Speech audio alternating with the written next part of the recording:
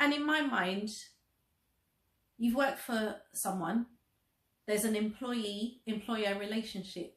And when you leave that place, that relationship is terminated.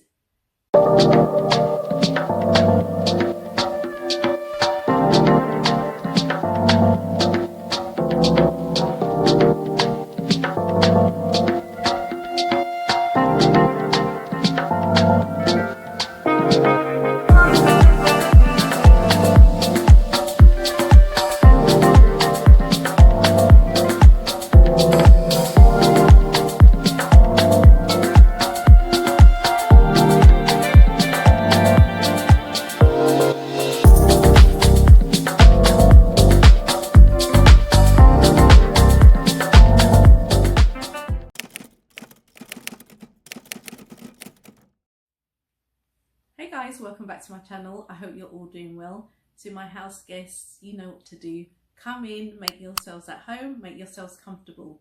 If you're visiting my channel for the first time and you'd like to become a house guest, don't forget to hit subscribe and activate all your notifications.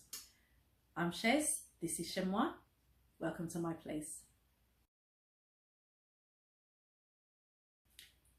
Before I get into this video, guys, I want to say a huge thank you to all of you who have subscribed to the channel since my last upload. That was almost 2 weeks ago. I think by the time this video uploads, it will be exactly 2 weeks ago. Life has been lifing, guys. So usually I put a video out, one video out a week. It's been 2 weeks since I put out a video, but during that time, the amount of subscribers that have come to this channel, all I can say is a huge thank you for taking the time to watch the last video and maybe additional videos. I'm just a woman on here talking, okay? I have no expert knowledge of the subject matter. It's just me as an observer. But what I've realised is that a lot of people resonate with what I speak about. So once again, guys, thank you to my new subscribers. I hope you enjoyed the channel. And today's video, which I was reluctant to do. I was reluctant to do this video because of the main character. Admittedly, I had done the basic commentary, the basic narration for this video at the end of last month, before my video about Meghan's half-sister. I didn't upload it because of this guy. There's certain characters I stay away from simply because of the energy that they bring. I said this in the last video. This person also brings a lot of negativity, I feel, because I feel that he has an agenda. Rightly or wrongly, you may have a different view, but I'm talking about Burrell. I guess the majority of you know who he is. I referenced him in one of my videos. I think it was when I was around the time Harry's book came out, and I referenced him because of positive comments that he made about Harry. I've never followed Burrell like many of you because after Princess Diana's death, he was very vocal. A lot of self-promotion, saying that Diana had called him her rock. And then the Old Bailey court case where the Queen suddenly remembered something and she intervened. And since then, since, you know, over 25 years, Diana passed. And when you talk about people cashing in on someone and their situation, to me, this man is the epitome of cashing in. I mean, you've got all your various characters like Meghan's half-sister. But this guy, regardless of what's going on, he always manages to pop up. And he's always got something to say. And this is what I found in the last month or so. And the reason why I had made a video initially but didn't upload it, you know, this is a completely different video, this one. It's not even, it doesn't even contain any of the content that I'd filmed. Something he said wound me up. And then I didn't upload the video because I thought, okay, why are you getting so bothered about this? I mean, this guy is just talking nonsense as usual. Don't even make a video. but I have now. So this is what happened on the 30th of January. I was scrolling through my social media and this came up. Now, my next guest worked for the royal family for 21 years, spending 10 of those as Princess Diana's butler, but actually her friend as well. This morning, Paul Burrell is speaking for the first time about some news of his own after a diagnosis he received last year. Paul, it's so good to see you. I wish it was under better circumstances. But you have been diagnosed with cancer, with prostate cancer? Yes. And how are you? I'm tired. I'll bet you are. Because I'm on hormone therapy at the moment. Right. And it's sort of robbing me of my testosterone. Ah. And so my beard isn't growing like it should, Oh, and I'm tired and I'm emotional. Oh, I'm not surprised. And I'm not surprised. I get hot flushes. Oh, jeez, it's like a male menopause, Paul. I wouldn't know, but... No, but it's kind of like that because of the Yes. treatment you're getting and the side effects. I went to my GP. He said, this is unusual. He examined me and said, you seem to be fairly normal. I'd send you for an MRI scan. Okay. And the MRI scan, of course, was the window in which they looked through and saw a shadow on my prostate. Oh, Paul, when you get that news, I mean, you never think it's going to happen to you, do you? You just don't. No. You're going along with your life in one way and then almost instantly it all changes. I'm on an emotional, educational roller coaster, ups and downs, and not knowing where I'm going to be the next minute. And having the biopsy itself and finding the cancer, wrapping Christmas presents this year and thinking, am I going to do this next year? Yeah. Am I going to be here? I need to tell my boys. Well, that's the hardest thing of all, isn't it? How were they? Are they all right? I went to America over Christmas and told them, and they sat with me and they held me and said, Dad, we need to spend more time with you. Exactly, exactly. And that's what it's about. Of course it is. And that's the thing as well, that you reevaluate everything. You know, we're all running to stay still sometimes and running around, but then it's when you get news like that, all you want to do is tell your boys, be with your husband, be with your friends. Yes. Just be with people that you know are going to love you. Yes, but at the same time, you realise that there are thousands of men out there, yes, like me, that had no symptoms, that didn't realise what was happening, and it could be too late. So while he was speaking about his unfortunate diagnosis, I thought, oh, okay, this is going to be a relatively short interview because he obviously wants to bring awareness to this illness. And the reason why I watched it up until that point, and it kind of reminded me of my dad, what he went through. My dad didn't pass of this illness. He had been diagnosed with prostate cancer, but they caught it very early and he was in remission. He didn't die of it. He died of, a few years later. The amount of medication that I saw that he had to take, it was overwhelming, and he had to take massive amounts of medication on a daily basis. And, seeing that firsthand, imagining what cancer patients have to go through. I guess if I hadn't seen my dad go through that, what this guy said wouldn't have piqued my interest, if that makes sense. So I was like, oh, okay, he's bringing awareness to it.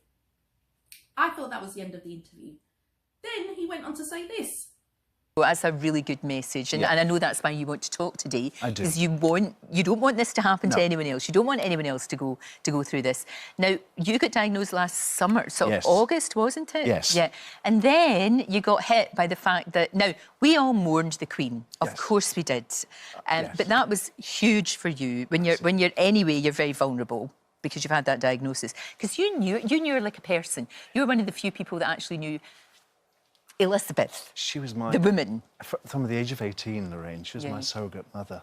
Gosh. I went to Buckingham Palace, 18, naive, young man, didn't know anything about the world. She taught me about life on a daily basis. She encouraged me to get married. She encouraged me to have children. She was the person that I looked after every day, and she looked after me. and took care of me, and we had a bond. And when she passed, I was devastated. I know. Well, we all were, but we didn't really know her. We felt that we did, but you really did. She was a kind, lovely Christian lady who never said anything bad. No. She just cared about others. And I miss her.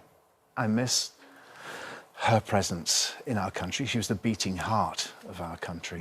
And it will never be the same again. No, I think you're absolutely right. And like I said, when you're feeling, especially you had your diagnosis, you're feeling low anyway. Of course, Sharon, as you're saying, it's because of the type of cancer you've got. It knocked me sideways. It knocked you sideways. Then you get the next blow, which was the Harry's book.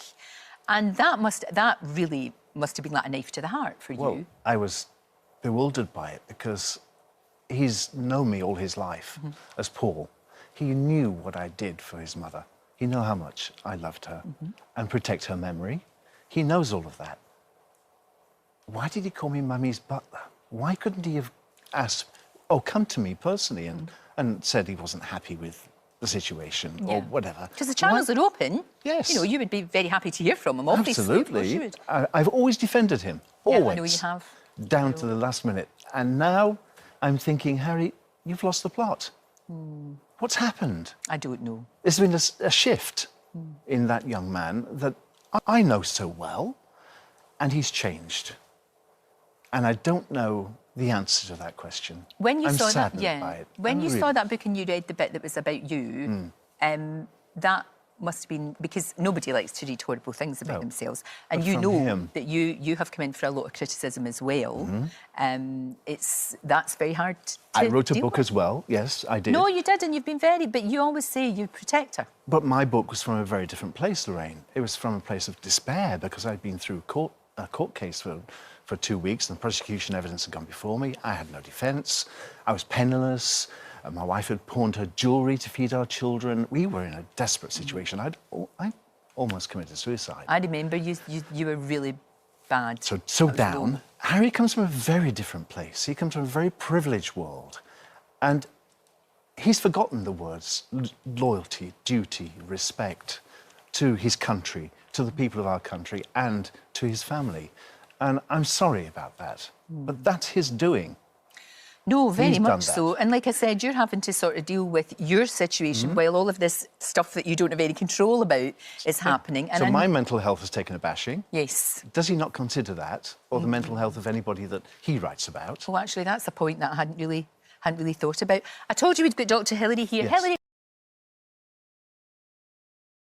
In Paul's interview, you heard that he's tired.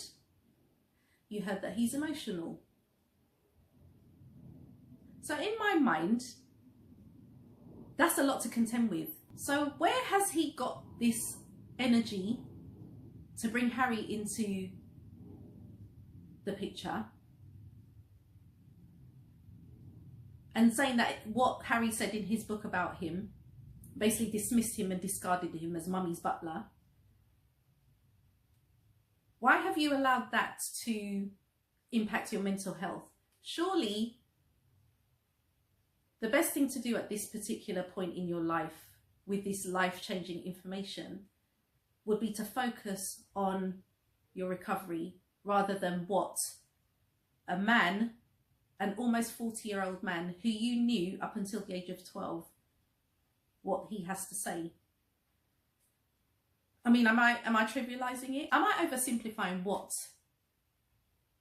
Paul Burrell feels? Obviously, I don't know what he feels. I mean, we only know what he says. We only know what he tells us. But in my mind, you're a big man. You're a grown man. I was going to say something else then. You're a grown man, but you're worried about a man who's around the same age as your two boys. Why are you so worried about what Harry is saying? Harry's living his life. He referenced you in his book. You've made statements about him. You've made negative statements about him. You've made negative statements about his wife. But again, like I've referenced in previous videos, these people can dish the dirt, but they can't take it. And I find it very, very interesting. Paul Burrell said that Harry has changed. Harry is almost 40. He's not the same person you knew as a child. He will never be the same person that you knew prior to his mum's death.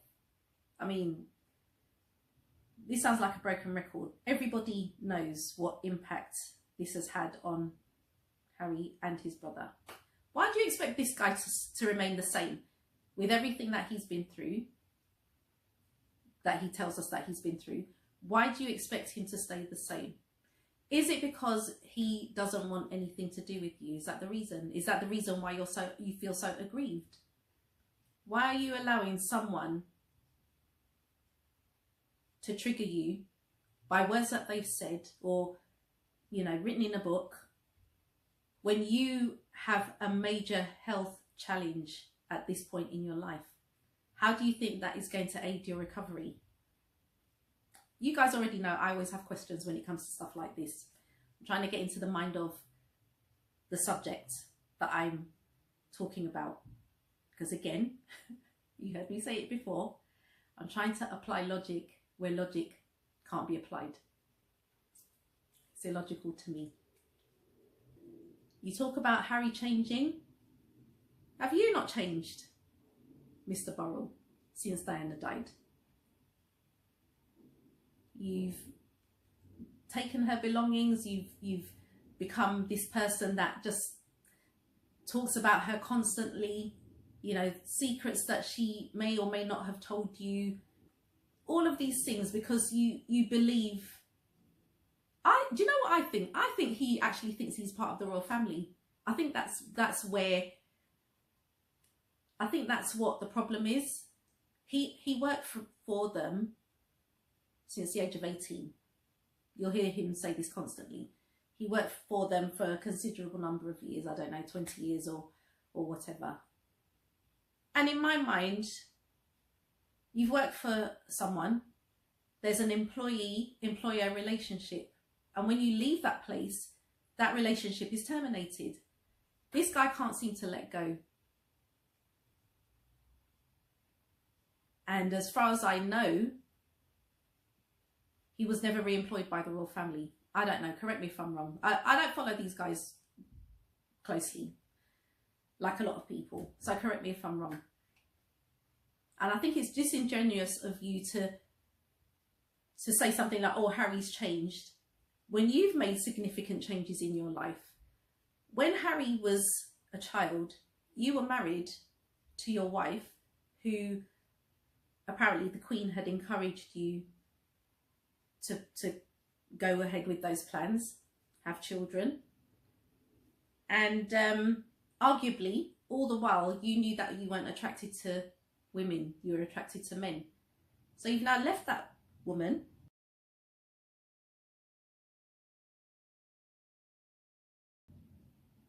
Your kids have grown up. You've left this woman. I don't know whether she's with anyone, but she gave a substantial chunk of her life to you. And I'm going to go out on a limb and say that you did her a disservice because you were deceitful. Now, and all the while, you know, all the while that you were attracted to men, but you married this woman. She had faith in you that she was going to build a life with you. You changed, and you say that you're happy. If you're happy, why are you focused on Harry and Meghan and what they're doing? Why are you so obsessed with you're obsessed with the royal family. That's my impression. You're obsessed with the royal family. So just for some reason, you can't let go. You went on I'm a Celebrity in, I can't remember which year, made a fool of yourself. I don't watch that show, but I saw snippets, you know, on the news. You've gone on to do programs in America, how to be a butler. You've written a book. I don't know. Whatever you've done, it's all been tied to the royal family. It's never been independent of them. And every time there's an issue, either your agent calls the network, the TV network, or whichever media outlet it is, for you to be interviewed, because supposedly your opinion is valid. I don't know whether it's for the sake of controversy, why you want to say these things. You talk about mental health. Like I said, you left your wife to be with a man. How do you think that affected her mental health? What you do is your business, but I'm just saying, don't say stuff about someone who has nothing to do with you, saying that they've affected your mental health. First of all, why not take it as a compliment that Harry actually referenced you in his book? He may not have called you by your name, but I think you're mad because he referred to you as Mummy's butler. But is that not what you were? Their Mummy's butler.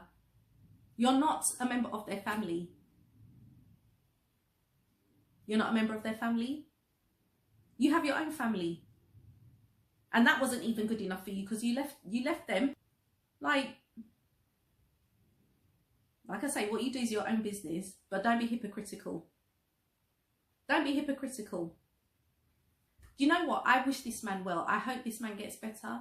I wouldn't wish this on anyone. I've seen what my dad had to deal with. You know, he didn't go through, he went into remission. But to even hear that my dad had that was it was not good news.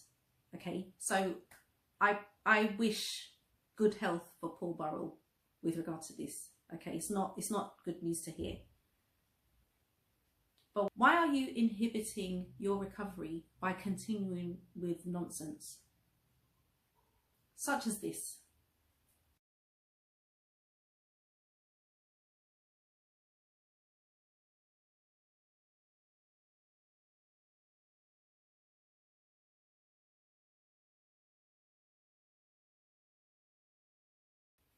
Number one, how are you so sure that Harry didn't have a conversation with his grandmother before he passed with regard to this issue? You are not in the royal residences anymore. Harry's not going to tell you that. The Queen is no longer with us, so she wouldn't, even if she were here, she wouldn't tell you. I mean, you behave as though you're privy to everything that goes on within that family, and the truth is you're not. How do you know they didn't have a conversation? And even if they didn't, what does that have to do with you? How does that affect your life? You know, the Queen's gone to her grave, you know, with this accusation hanging in the air. Harry hasn't said who this racist person is. Number two, why are you behaving as though racism doesn't exist in the royal family? It never has done. It's a big shock. Just because you've never experienced it, it doesn't mean that it doesn't happen. You know, I say everyone. Most people know, most people with sense know that racism in the royal family is nothing new. I've referenced this before in a previous video, but I don't want you to have to go back again. I'm going to reference it again here with what I found. This article is from The Guardian on the 2nd of June 2021. Buckingham Palace banned ethnic minorities from office roles, papers reveal. Documents also shed light on Queen's ongoing exemption from race and sex discrimination laws.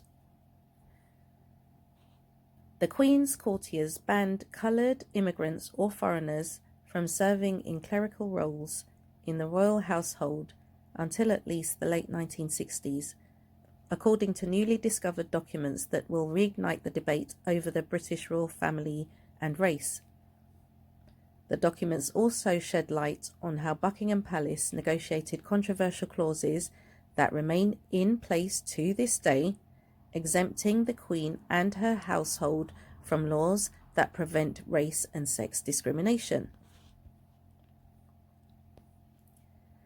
The papers were discovered at the National Archives as part of The Guardian's ongoing investigation into the royal family's use of an arcane parliamentary procedure known as Queen's Consent to secretly influence the content of British laws.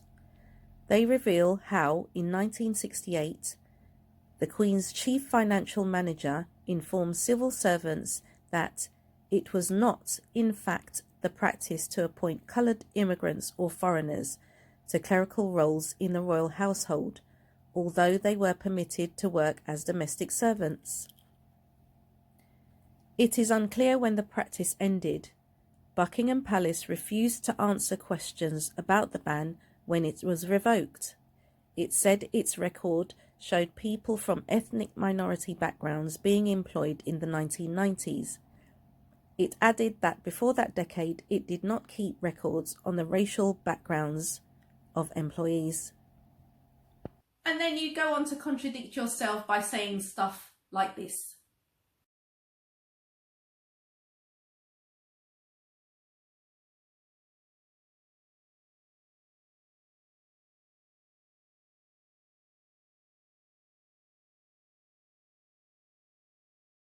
Diana's longtime butler and perhaps her closest confidant. What was your reaction to this interview?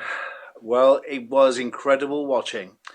I feel personally very sad and very upset for Meghan and Harry. Burrell says he knows firsthand what Meghan went through. Many years ago, of course, I helped Princess Diana with her problems. She had eating disorders and sometimes she would self-harm. She managed to pull through it and she was there for 16 years. But Meghan obviously couldn't stand it any longer, and with the man that she loved beside her, decided to escape. I can understand why. Burrell says Princess Diana would be 100% behind Harry and Meghan's decision to withdraw from royal life. Diana would also be very upset at the fact that this interview has now opened up a chasm between William and Harry. And it's very hard to mend that, because William and Harry were so close once, and now they seem so far apart. And Princess Diana will be devastated to know that. So as far as you were aware at that time, because you're behaving as though you speak to Diana beyond the grave or something. You know, you're saying Diana would support Harry and Meghan.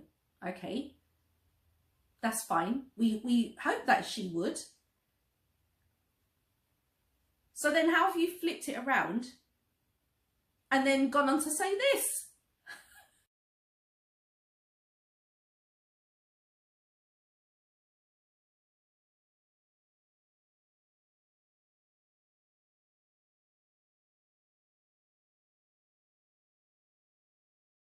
So for someone who claims to have been Diana's rock, we only know what you've said. And we can't question her because, unfortunately, Diana is no longer with us. But why the inconsistency? Would Diana have approved of Harry marrying Meghan, or would she not have approved of Harry marrying Meghan? Which one is it? Because you can't seem to make your mind up. Why the inconsistency, Mr. Burrell? Why?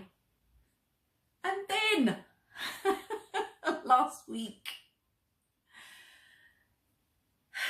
because he's been doing the rounds in the UK. I don't know about abroad. I think I've seen him on, is it Sunrise in Australia? I think there was a clip on social media about him doing an interview with them, talking about his prostate cancer diagnosis. But then he claims that he has secrets that he wants to reveal to Harry and William. He wants to sit down with them. This is what he said. I'm in floods of tears, thinking, will I do this again? Will I be here next year to wrap presents and stick bows on them and write tags and write Christmas cards? And I hope I will be. So my illness has focused my attention on telling the boys things before it's too late. Telling them what they really should know. I know some of it isn't pretty, but if I leave this place and go somewhere else, they'll never know. And I think they should know. I've never met Kate. I'd love to shake Kate's hand. Members of the public out there have met her. Ordinary people on the street have met her. I've never met her. I would love to meet her. I would love to shake her hand and just say, you're doing everything perfectly well. But I would love to sit down with William and fill in the gaps of those years that are missing in his mind whilst he was away at school. He could ask me any question and I would be able to answer, because I don't have an agenda. I don't have an edge. I want just to say the truth. Some of the truth may be difficult, but if he doesn't know, he's not informed. And then you're informed. You have the right information. It's not someone else's agenda. It's not a slight. It's down the middle. It's the truth. So I'd like to tell them the truth. There are things that happened in their mother's world which they may have no knowledge of. And I think it just might fill in some blanks.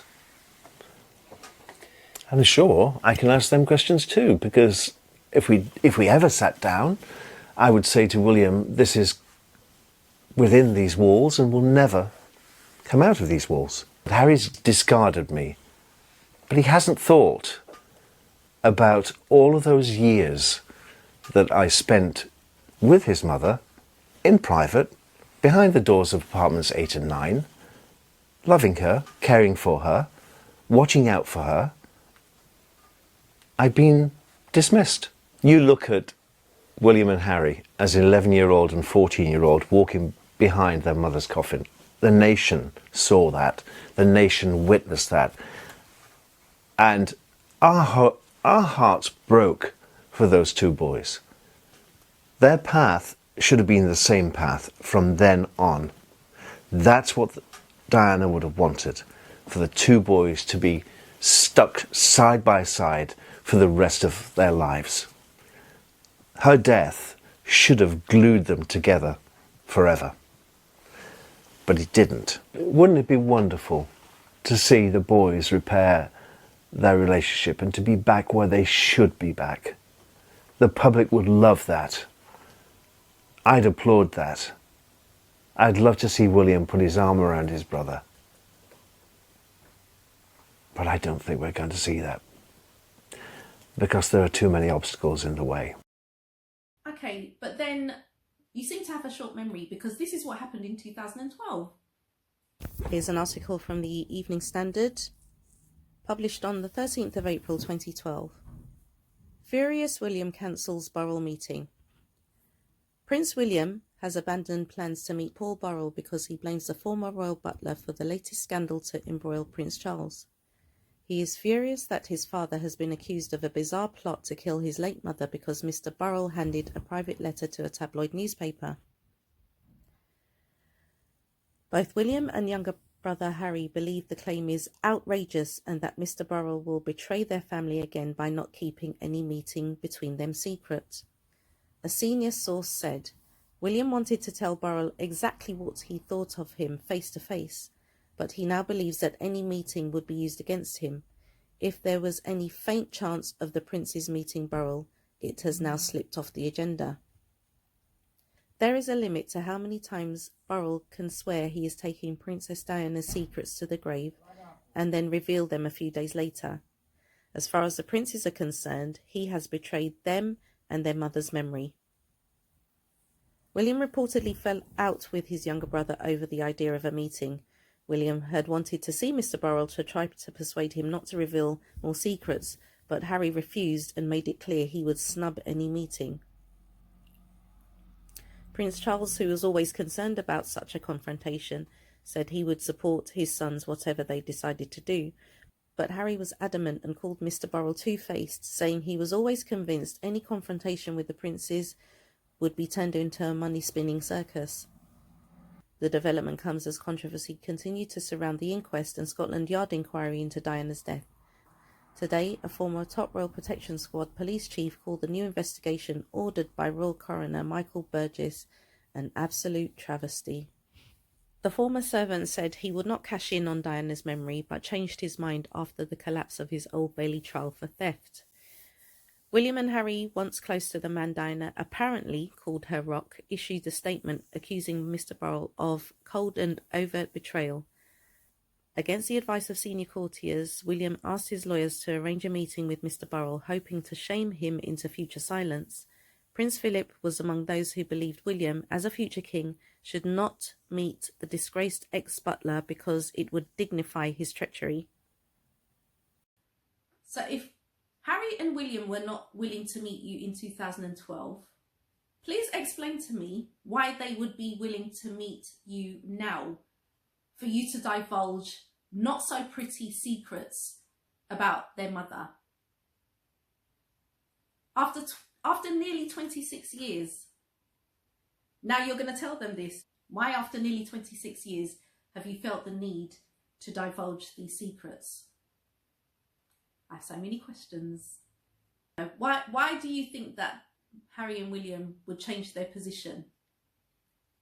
You already feel discarded. There's a reason for that. They don't trust you. You have a semblance of intelligence, I assume.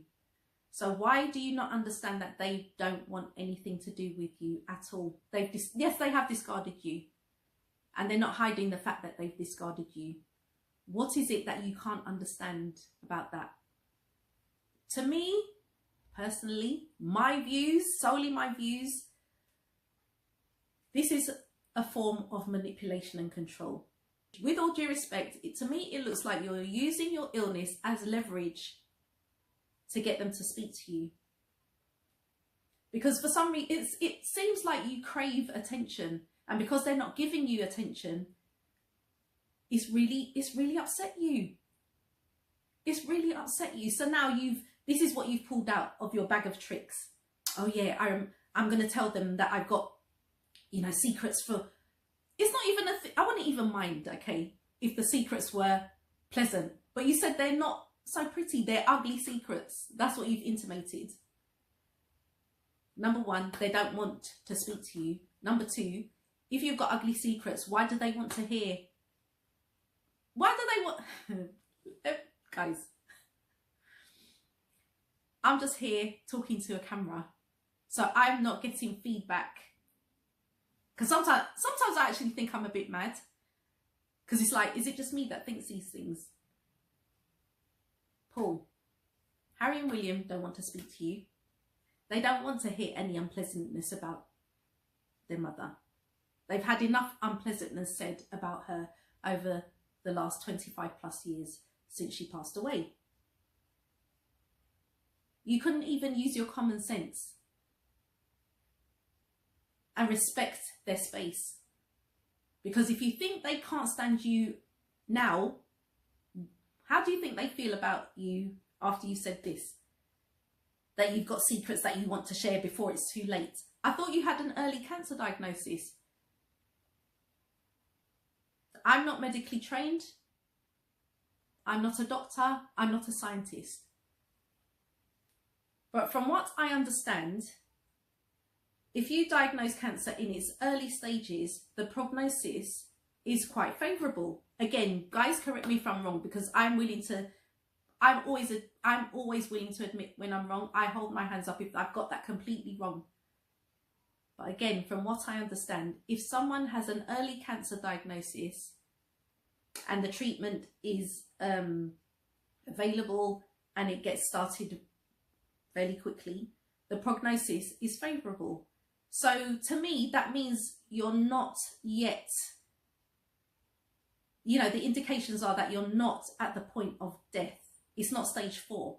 So why would you say before it's too late?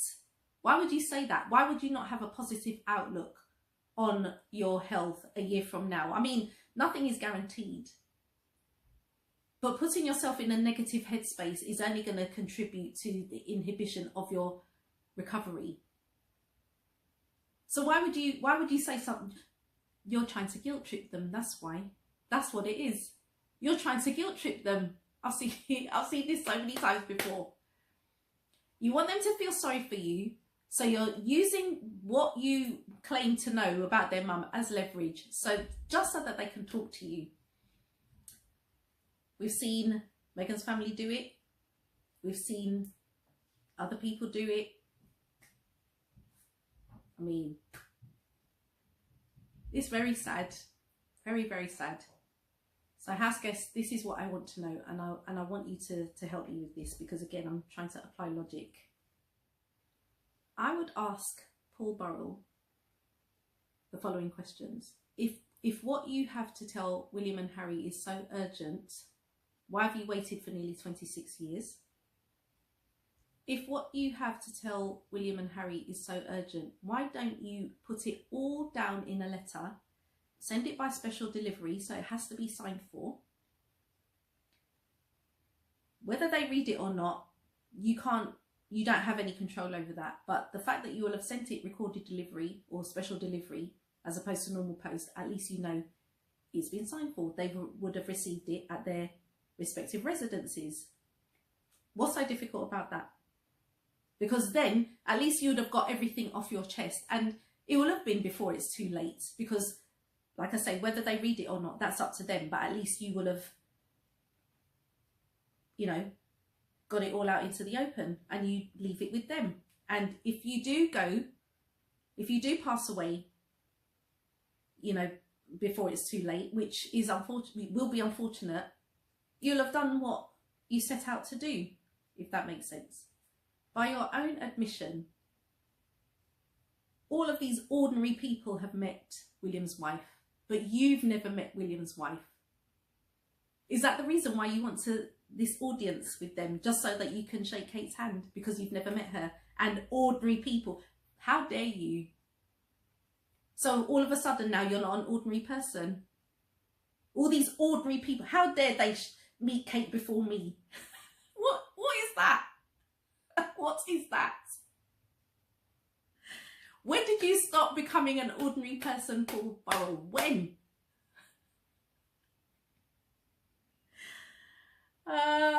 These people make me laugh, I'm telling you.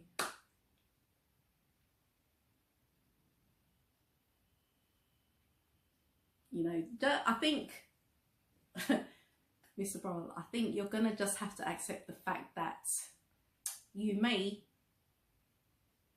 have to take these secrets with you to your grave, you know, in all seriousness. Because I don't understand why all of a sudden it's urgent. Basically, if you hadn't had this diagnosis, if you hadn't had this life-changing news, they wouldn't have been none the wiser. None of us would have been any the wiser, because you would have taken these to your grave anyway, wouldn't you? So many things don't make sense. So many things are illogical. Just going through all of these elements, it started to make me question Paul Burrell's agenda. And my mind will go to different places. And one of the conclusions that I came to was that, apart from being, you know, every time he does interviews, he gets paid,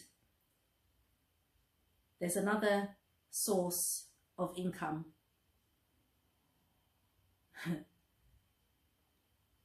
Basically, is he being paid to continue to bash Harry and Meghan because it means deflection from Harry's uncle, Prince Andrew?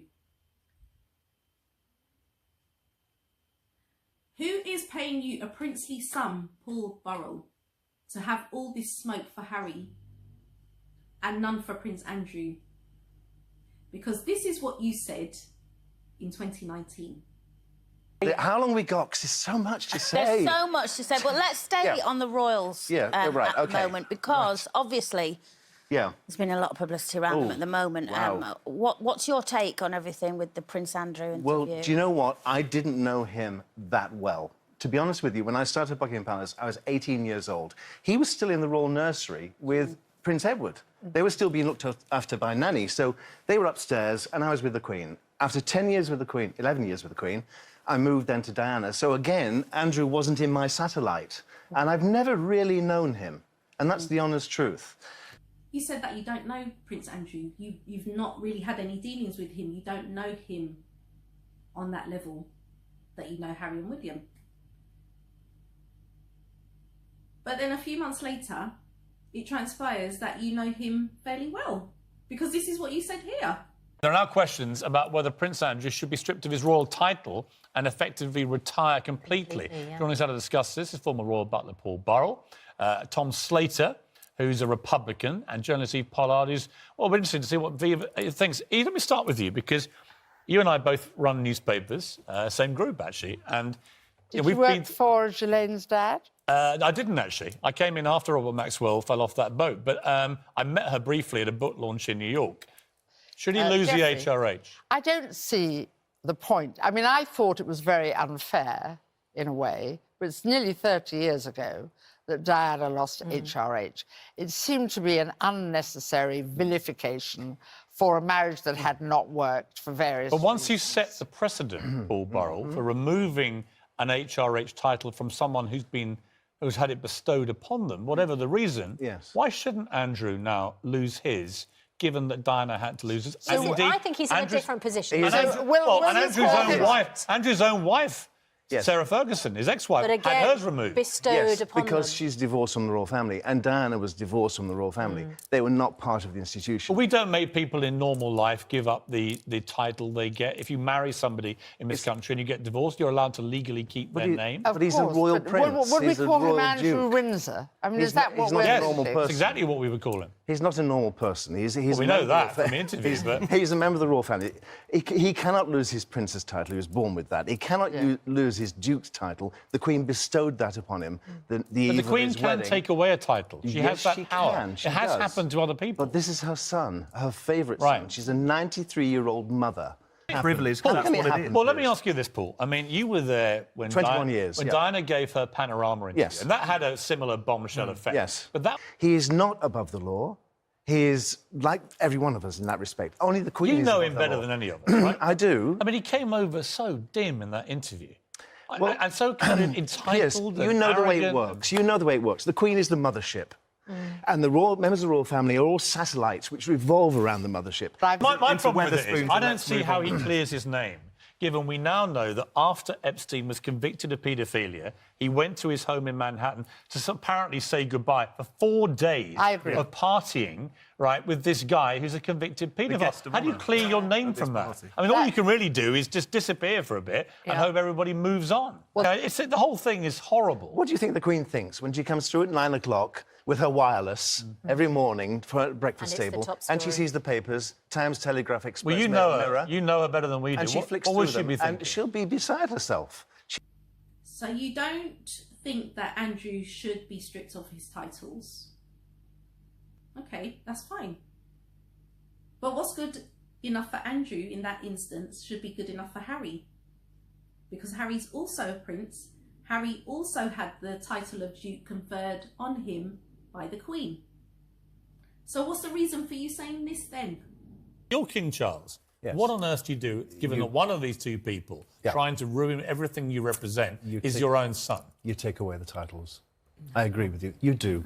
Absolutely. They don't want to be members of the royal family, so why should they trade on royal titles? The prince. So, which prince has been more damaging to the royal family?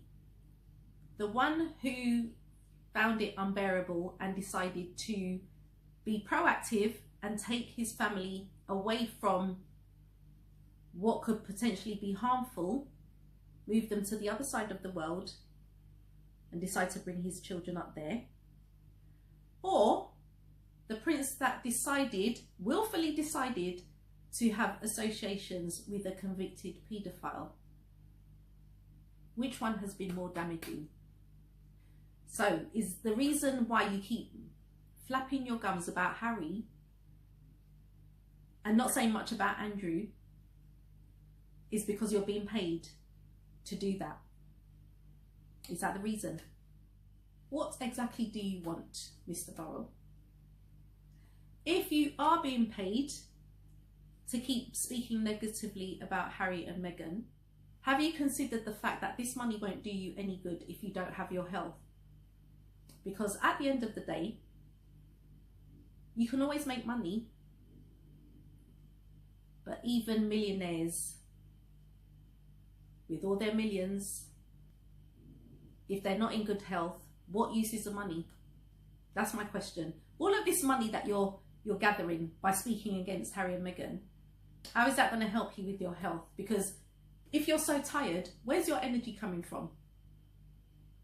Where's your energy coming from? Princess Diana's gone. Queen Elizabeth has gone. There's no one here to defend you. Harry and William don't want to know. King Charles is not going to get involved because I guess he doesn't think that much of you either. There's no one here to defend you. So it would be wise to cut your losses, don't you think? I'm sure his doctor has told him this already. He doesn't need me to tell him this. But I thought I'd just highlight the impacts of stress. Since you're so stressed and you're so emotional and it's affected your mental health. If that's true, I'm sure your doctor would have reminded you, or informed you at least, of the impacts of stress on your condition.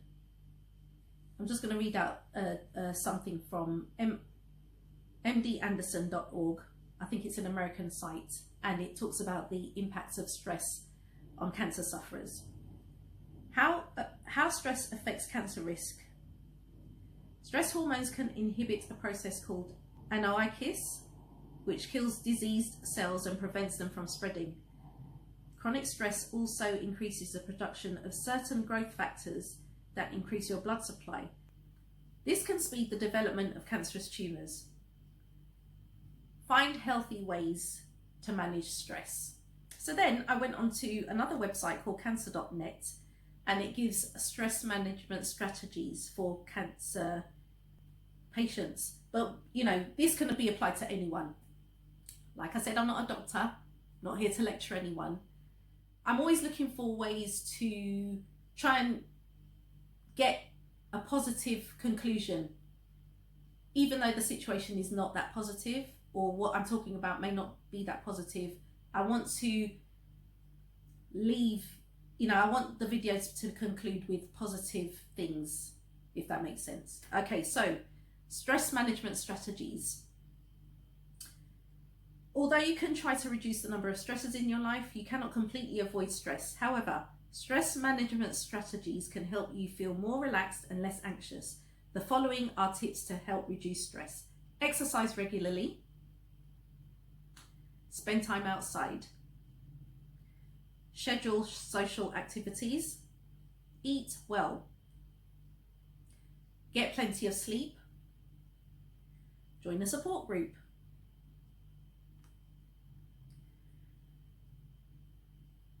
Schedule daily relaxing time. Do things you enjoy. Write in a journal. Learn a new hobby. Nowhere on that list does it say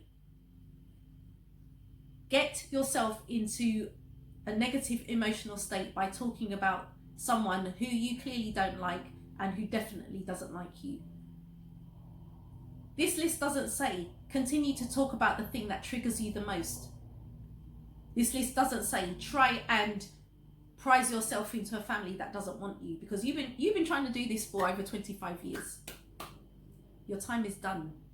It was done on the day that Princess Diana died, 31st of August 1997. And for some reason, you can't accept that fact, because there are clearly some issues that you still need to work through, because I don't understand this fixation with the British royal family. Yes, you worked for them, and I'm sure you were an excellent worker, you were a faithful servant, but you're not that anymore. You feel hard done by. Leave them alone. Concentrate on your recovery. That's what I would say. No one wants to see you die. I don't.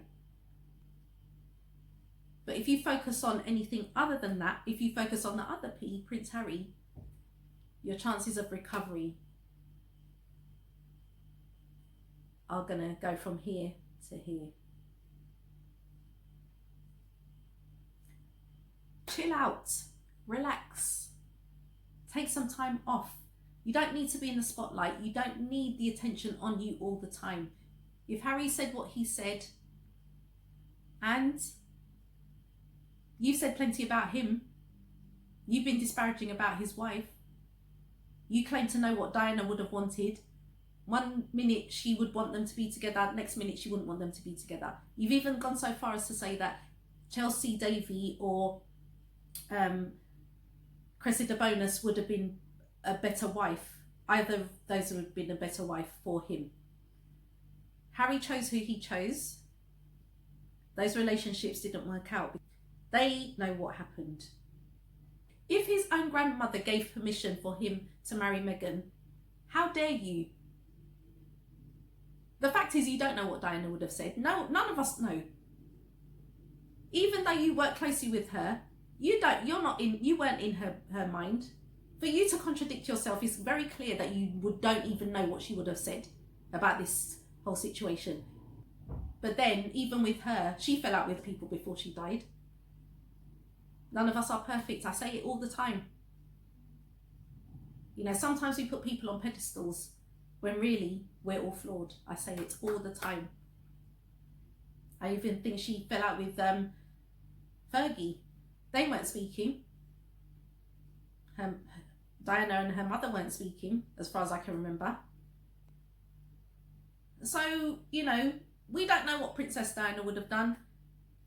You, even though you work closely with her, Mr. Burrell, you don't know what she would have done or said.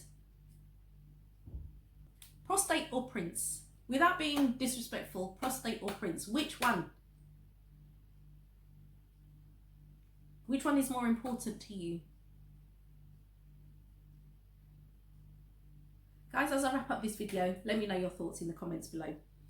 Is Paul Burrell a credible source when it comes to royal matters?